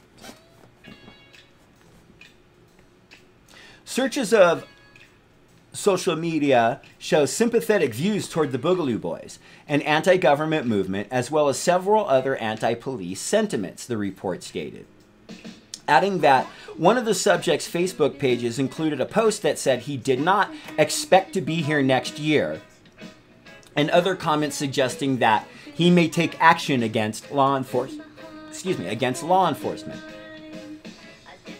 On June 4, the U.S. military weighed in on the protests in the form of a report published by the Naval Criminal Investigation Service, which noted that federal prosecutors had charged 3 men connected with the Boogaloo movement with terrorism offenses intended to spark violence at protests related to Floyd's killing, like Carrillo in California. All 3 of the men, Navy veteran Stephen Parshall, Army reservist Andrew Lyman, and Air Force veteran William Loomis, had ties to the U.S. military, NCIS noted, adding that it had published a, quote, threat awareness message regarding the Boogaloo movement earlier this year. Racially motivated violent extremists, RMVE movements that subscribe to Boogaloo have engaged in conceptual discussions about recruiting military or former military members for their perceived knowledge of combat training. The Naval Investigative Agency stated, NCIS cannot discount the possibility of DoD-affiliated individuals sympathetic to or engaged in the Boogaloo movement. A number of the details surrounding the Nevada arrests track with a longer history of militant, far-right extremism in the United States. say Kathleen Belew, a history professor at the University of Chicago and author of the book Bring the War Home, The White Power Movement, and Paramilitary America. Prosecutors in the case allege that before setting their sights on a Black Lives Matter protest in Las Vegas, the three men discussed a potential attack targeting facilities at the Hoover Dam.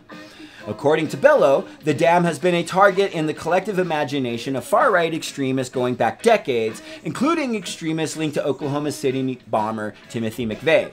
This goes way back, Bellow told The Intercept. It's not just that there's a social movement that is attempting to kill cops and damage infrastructure targets and attack protesters. It's that it's a movement that has been trying to do this for decades, if not generations, and has largely gone unopposed by our courts, by our law enforcement, by our military, by our executives. You listening, fam? The leaked documents charting law enforcement's treatment of Antifa versus groups like Boogaloo Boys reflect a dangerous American impulse to draw equivalencies. Bellew argued.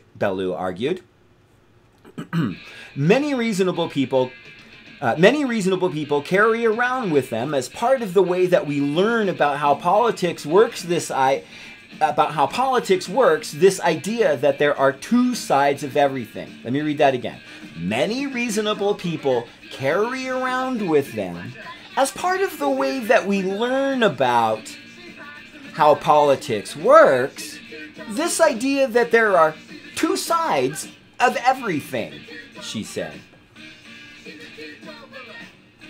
This is a deeply ingrained belief in our culture. And there's a historical set of reasons why we think about politics that way. But this is actually not a case where there are two sides of things that are the same. This is a case where there is a long casualty list carried out by the White Power movement, which has declared war against the country, she said. And there is, I think, a quite localized social movement of people who oppose it, but who have not attacked civilians, who have not attacked infrastructure, who have not attempted to overthrow the country. Just capitalism. With a pandemic still raging, soaring unemployment, the most expansive civil rights protest in generations, and a coming presidential election, the nation is facing an interlocking set of problems that elevate the risk for far-right violence, Bellew noted. Damn straight. Times of crisis, man. And capitalism, let's make no mistake, this is the manifestation of capitalism losing its shit, not being able to fucking maintain itself. It's fucking falling apart. And these are the efforts, these are the last-ditch efforts of it trying to save itself.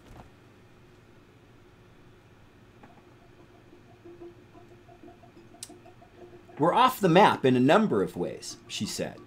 And while historians are trained not to forecast the future, she added, I will say that as somebody who has been studying this for more than a decade, I've never been so worried. What's particularly troubling, she argued, is that the historical archives show a clear link between wars abroad and rising right-wing violence at home. Bellew's book charts the history from the Vietnam War through militia movements of the 1990s. With the country now having been at war for close to 2 decades, the question of blowback is not a matter of if, but when and how. This set of conditions is very, very troubling for people who are concerned about white power violence, Bellew said. On June 6, the FBI released another situation report detailing the state of protest across the country. Though Barr and Trump had pointed fingers at a shadowy network of leftist agitators pulling the protest strings, the Bureau continued to assess that the majority of the violence and vandalism appeared opportunistic in nature, with more than 13,600 arrests nationwide. The FBI reported that the Department of Justice had charged 70 individuals with federal crimes, most involving property damage and illegal activities that involved crossing state lines. The Bureau of Alcohol, Tobacco, Firearms, and Explosives had reported 81 burglaries involving the theft of guns, the FBI noted, leading to an estimated loss of 1,116 firearms, as well as 876 reported arsons and 76 explosive incidents. While the FBI report did note that both right-wing and anarchist extremists, quote-unquote, could be involved in efforts to further ignite violence, it was again only Antifa that was singled out by name. At one point, the FBI suggested that videos of law enforcement officers flashing the OK hand signal, often used by white nationalists in the far right, might actually be part of a left-wing plot to make police look bad. Oh my God, as if. Cops can do that all by themselves. We don't need any help from us to make them look bad. They're fucking scum. Some protesters and possible Antifa members attempted to bait law enforcement into displaying the OK hand sign, the FBI reported. Jesus Christ. These individuals plan to photograph the officers and use the photographs as propaganda to discredit the officers. They are a bunch of Nazis. You don't have to discredit them. They can discredit themselves, trust me. With the election 4 months away, the Trump administration has pressed forward with a seemingly coordinated effort to link the nebulous Antifa movement to acts of violence committed by the far right. On June 26, Fox News published an op-ed by Ken Cuccinelli, the acting deputy secretary of DHS, noting that Patrick Underwood, the federal court security officer gunned down in Oakland, was also a black man whose life mattered. Cuccinelli suggested that his killing had been ignored because he was a member of law enforcement. As close trackers of the agency were quick to point out, Cuccinelli failed to mention that the man accused of killing Underwood had been linked to the Boogaloo movement, which DHS leadership and the administration had been publicly quiet about. Cuccinelli, for his part, has been clear about the actors he sees as responsible for unrest in the country, tweeting on June 5th, while his own agency was raising internal alarms about the far right and Underwood's family was still grieving, quote, "Their silence is deafening. Cities across America burn at the hands of Antifa and anarchists, while many political leaders are refusing to call it what it is, domestic terrorism."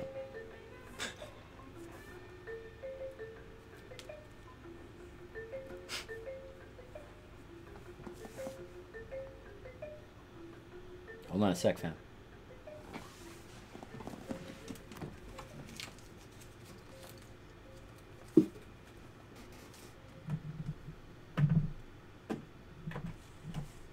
I got you handled. I got tunes. We're gonna go with side 3, which is actually the last side of this Joe Jackson album, which I played in the last What the Fuck report.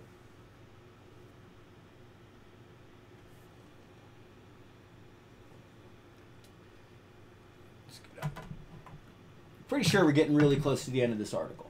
Come on, get on there. Joe Jackson. Big World is the album. Live.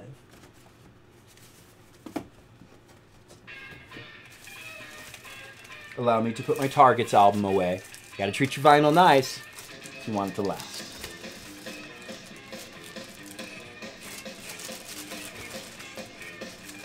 Actually, that's the wrong sleeve. That means I have a record sitting in one of its cases as I'm talking about treating my vinyl nicely. I have an inner sleeve out. I have to figure out which album.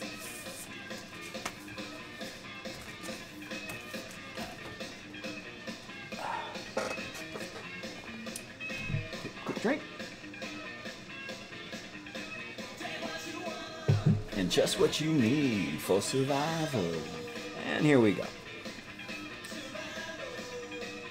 The same day Cuccinelli's op-ed was published, Barr sent a memo to top Justice Department officials announcing the creation of a new task force on violent anti-government extremists.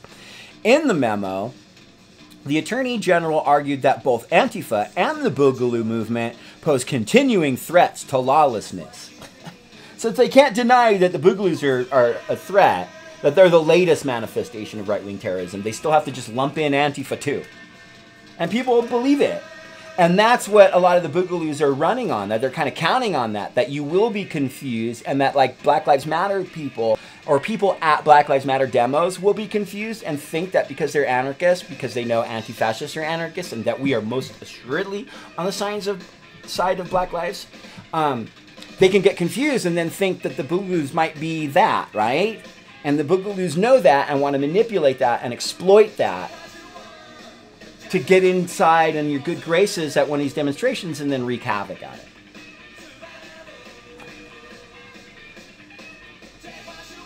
Appearing at a law enforcement roundtable in Arkansas last week, Barr said that more than 150 people had been hit with federal charges in relation to the recent protests. Joint Terrorist Task Force, which partner FBI agents with state and local authorities, are currently pursuing more than 500 investigations, Barr added, targeting hardcore instigators. All right. Demonizing fucking peaceful protesters and trying to fucking, yeah.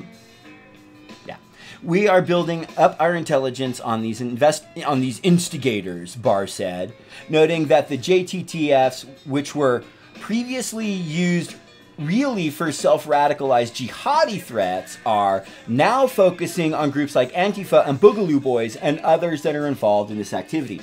Definitely Boogaloo Boys, absolutely fucking not, in no way whatsoever Antifa. Shamsi said the Trump administration was using Antifa as political bait. It is a very dangerous thing when the top law enforcement official unleashes the massive weight of vague and overbroad terrorism labels and authorities for surveillance and investigation for political purposes, she said. Unsurprisingly, given what we've been warning about for years, those authorities are being used in deeply problematic ways. It's a law enforcement agencies engaging in unjustified discriminatory investigations and bias-based profiling, which in turn generates inaccurate or unreliable information, which is then used by other federal, state, and local agencies in a variety of contexts. That's the problem with JTTFs and fusion centers and the post 9/11 infrastructure at its core. For all of the government's talk of Antifa, Mark Bray, a historian and author of the book Antifa, the Anti-Fascist Handbook, excellent book, said he was less than impressed with the depth of the Trump administration's research into the generations-old international struggle to combat fascism that all of us anti-fascists revere and respect.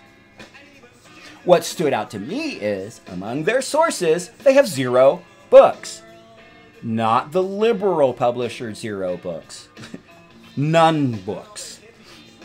Bray told The Intercept, after reviewing Fusion Center documents from 2016 and 2017 aiming to explain Antifa to law enforcement, most of the research seems like someone who spent a weekend on Google, Bray said. For real. And people's lives are being destroyed by a person who spent the equivalent of a weekend on Google. And I would say weekend is generous. Because if you spent a full weekend on Google, you would learn that there's possibly a reason to doubt that Antifa are terrorists. Especially when you find that they've killed no one. That no anti-fascist has killed anyone. Right-wingers killing people every fucking week. Anyway. It's not difficult to see why an administration like Trump's might zero in on Antifa as a law enforcement target, Bray said. The fact that it's this coalition politics of the radical left and that it does not have one specific united organization means that with some very rough reading of what Antifa is, you can basically kind of paint the entire radical left as more or less Antifa. And considering that there is a broad identification with the politics of anti-fascism beyond membership to a specific group, you can see how that could be useful, he said. I don't think that that's certainly part of the question and was part of the motivation. While Trump's threatened designation of Antifa as a terrorist organization has not come about for important legal and logistical reasons, that was never really the point, German argued. They know as well as anybody does, because they're not stupid people, that there is no organization called Antifa, the former FBI agent said. It's an absurdity what they're talking about. But they're using it as this umbrella term to justify militant or vigilante violence against these groups and also police violence against these groups. They're identifying the enemy, and that's what's very dangerous. Jesus. Is what I'm trying to say for years. Not the first to say and to try. Anyway, in a letter to the heads of the CIA and the FBI on Tuesday, Democratic Representatives Raja Krishnamurthy of Illinois and Peter Welch of Vermont, both members of House Intelligence Committee, sought information on the spread of false information regarding Antifa. In a statement to The Intercept Wednesday morning, Krishnamurthy's office said the prevalence of misinformation on falsely advertised Antifa gatherings and invasions calls into question how federal, state, and local law enforcement are combating and determining the origins of these rumors. Our congressional inquiry intends to further explore the involvement of fusion centers in possibly exacerbating these rumors, which appear intended to stoke fear and division in local communities across the country. The Trump administration has capitalized on the perceived threats that rattle around the conservative media. The Trump administration has capitalized on the perceived threats that rattle around the conservative media echo chamber for political gain before, and the effects on public safety have been disastrous and tragic. During the 2018 midterm elections, the president seized on the supposed threat of migrant caravans making their way north from Central America as a sign that the out-of-control left was destroying the country. Far-right domestic terrorists cited the immigration invasion rhetoric to justify attacks targeting Mexicans and Jews in Texas and Pennsylvania that left dozens of people dead. During a July 4 address from the White House honoring the U.S. military and affirming his commitment to protect monuments to the Confederacy, Trump described the work of his administration is engaged in as the 2020 election approaches and protests across the country continue. We are now in the process of defeating the radical left, the Marxists, the anarchists, the agitators, the looters, and people who in many instances have absolutely no clue what they are doing. Fucking scumbag said. German, who recently testified before lawmakers in Oregon about the long-standing problem of white supremacist infiltration in policing agencies, said it is critical to understand how the president's language will be interpreted in many quarters of the law enforcement community. This rhetoric, reinforced by the Attorney General, is not falling on unsympathetic ears. The Law Enforcement Intelligence Network has been demonizing anarchists and other police violence protesters as a more dangerous threat for a long time, he said. We've seen the way that the police responded to nonviolent civil disobedience at Standing Rock, yes we did, or in Ferguson, yes we did, versus the laissez-faire approach they've used in a number of these white supremacist riots. Yes, we have. They clearly can regulate their behavior. Yes, they can. Why they choose not to when it's groups protesting police violence is what I think local government needs to understand. You think?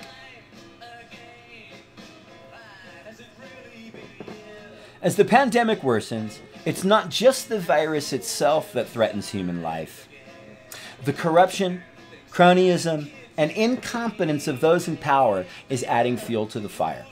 The public deserves to know more than just case counts and death tolls, which is why our reporters are digging deep to break stories on corporate profiteering and political jockeying that undermine public health. The kind of reporting we do is essential to democracy because it is not easy, cheap, or profitable. The Intercept is an independent, non-profit news outlet. We don't have ads. Did you notice that? No pop-ups while we were reading through this. So we depend on our members, 55,000 and counting, to help us hold the powerful to account. Joining is simple and doesn't need to cost a lot. You can become a sustaining member for as little as $3 or $5 a month. That's all it takes to support the journalism you rely on. And this piece was written by Ryan Devereaux. Fucking fantastic work, Ryan Devereaux. Thank you so much.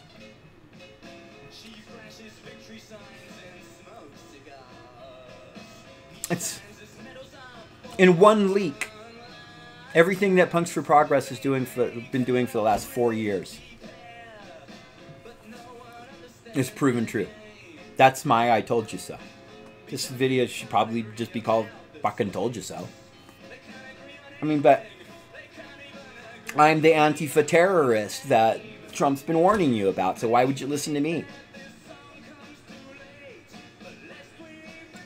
And I know that there's a lot of people out there who don't want to believe all this because it means that real fundamental change has to happen. Now, increasingly, more and more people are realizing that reality, as made evident by the sustained uprising since the George Floyd demonstrations began. It has not stopped since then. It's fantastic. And it's spurring occupations and camps. I just covered the Free Them All camp in Denver in the last What the Fuck report. You know, people talk about how, you know, CHOP, Chaz, oh, it failed just because it's not there anymore. That was a massive success. The people held ground and got attention. Brought attention to the fundamental flaws in our racist system.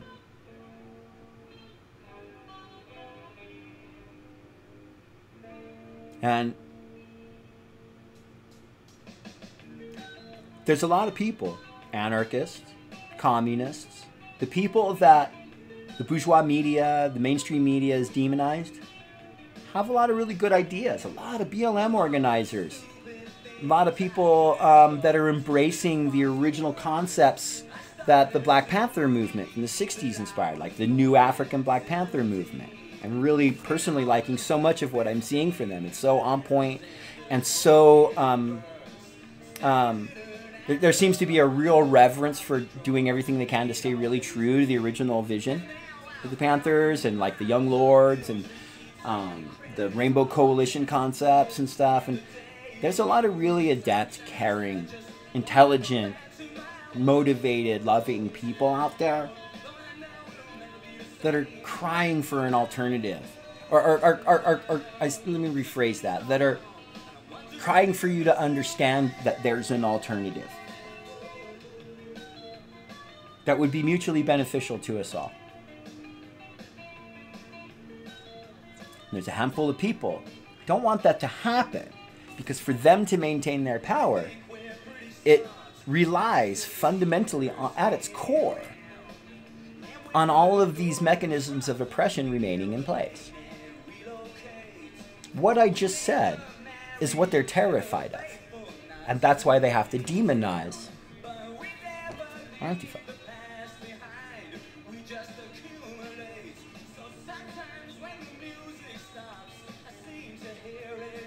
And I'm just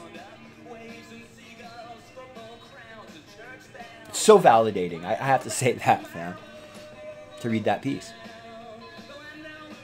Because you feel gaslit. You know, Daryl Lamont Jenkins, one of his cornerstone sort of foundational points in the documentary Alt-Right Age of Rage on Netflix. Daryl Lamont Jenkins, fantastic, very, very experienced and knowledgeable anti-fascist. He's the kind of the main anti-fascist in the flick.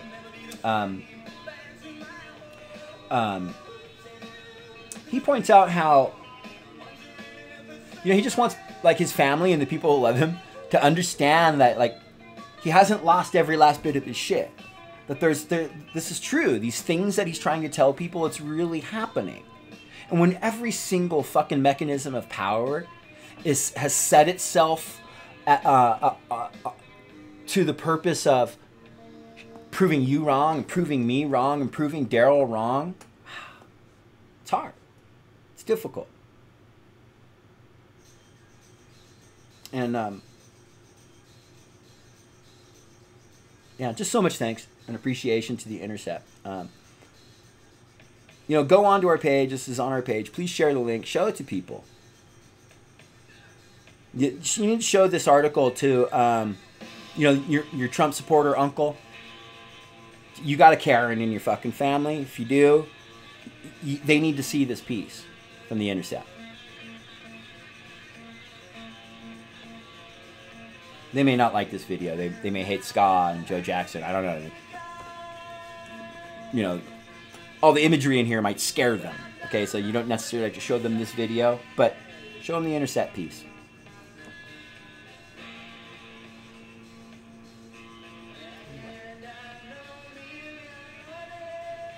Yeah. I guess there's not much more to say on that, right, fam? And that's all I have to say on that. I really appreciate you hanging out. Much love to you, fam.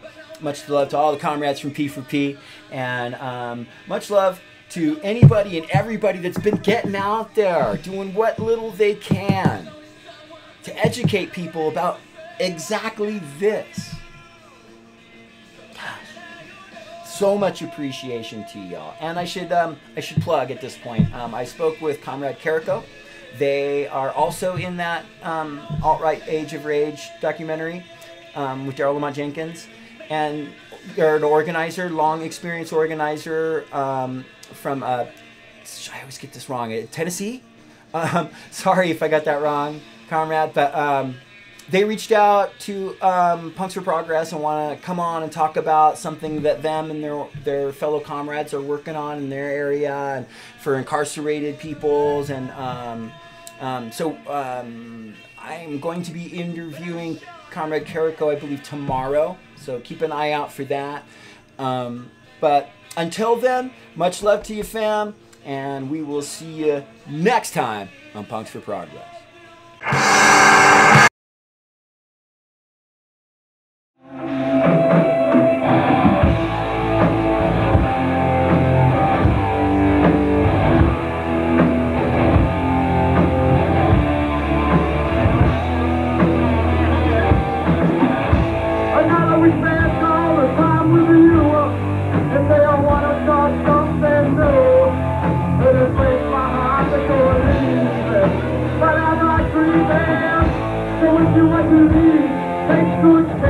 I hope you reach a lot of good fresh out there.